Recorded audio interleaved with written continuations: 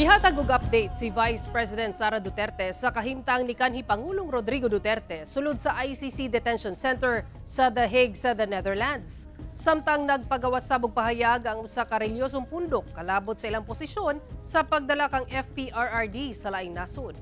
Ani report ni Argil Relator.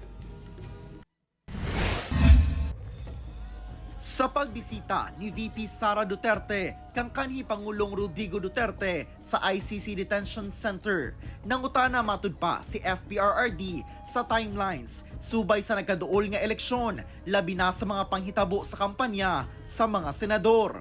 Kahinumduman nga nagauban gayud sa kampanya sa mga senador ubos sa PDP laban si FPRRD niadtong wala pa siya gidala sa The Hague.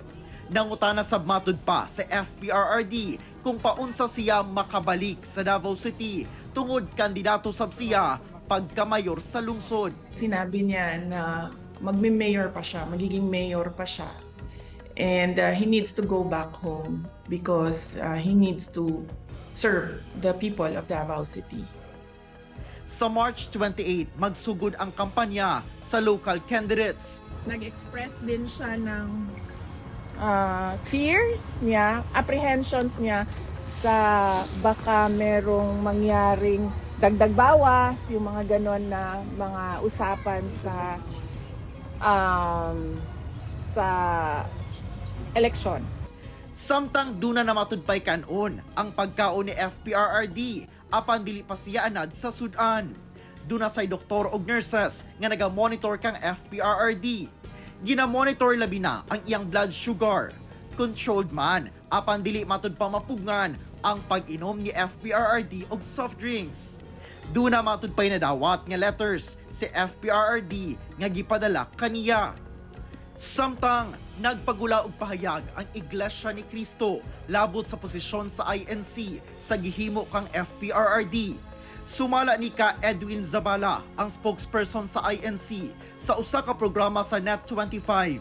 Wala matud pa gidungog sa mga lider sa nasod ang panawagan sa gipahigayon nga rally sa INC niadtong January 13 nga kalinaw, panaghiusa og asikasuhon una ang problema sa nasod ug katawhang Pilipino.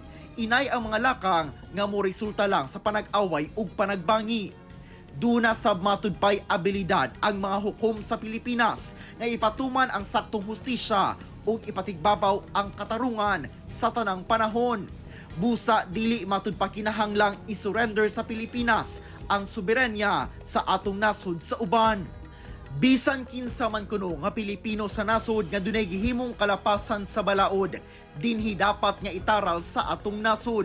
Nagagana man matud pa ang sistema sa hustisya sa nasod ug salig matud pa ang Iglesia ni Cristo sa integridad ug kakayahan sa hudikatura aron mo desisyon alang sa samang mga butang ug hisgutanan. Dili sab matud pa uyon ang INC sa bisan unsa man nga lakang nga wala na hisubay sa balaod sa atong nasod. Kung unsa man kuno ang tama ug anaa sa balaod sa nasod, mao kadto ang angayan nga ipatuman. Ako si Argil Relator. 1. Mindanao.